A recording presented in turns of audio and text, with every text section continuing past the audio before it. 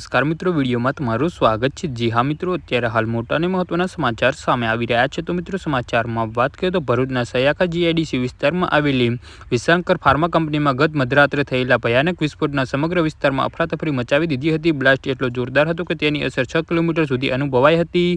આસપાસની ધરા ધ્રુજી ઉઠી હતી અને નજીકની અન્ય કેમિકલ તથા ફાર્મા કંપનીઓને પણ ભારે નુકસાન થયું હતું। જી હા મિત્રો, અત્યારે હાલ મોટા અને મહત્વના સમાચાર સામે આવી રહ્યા છે। તો મિત્રો, સમાચારમાં વધુ વિગતવાર વાત કરીએ તો મળતી માહિતી પ્રમાણે આ વિસ્ફોટ પછી ફેક્ટરીમાં ભયંકર આગ ભભૂકી ઉઠી હતી। આકાશમાં કાળા ડિબાંગ ધુમાડા અને ગોટે ગોટા જોવા મળ્યા હતા અને આખો વિસ્તાર ધુમ્મસથી ઢંકાઈ ગયો હતો। ઘટનાની જાણ થતાં જ તરત ફાયર વિભાગને જાણ કરવામાં આવી હતી। વડોદરા, અંકલેશ્વર, દહેજ સહિતની વિવિધ વિસ્તારોમાંથી કુલ 8 ફાયર ટેન્કરો ઘટનાસ્થળે પહોંચી ગયા હતા। સતત 7 કલાકની ભારે જહેમત બાદ અગ્નિશામક દળોએ આગ પર કાબૂ મેળવ્યો હતો।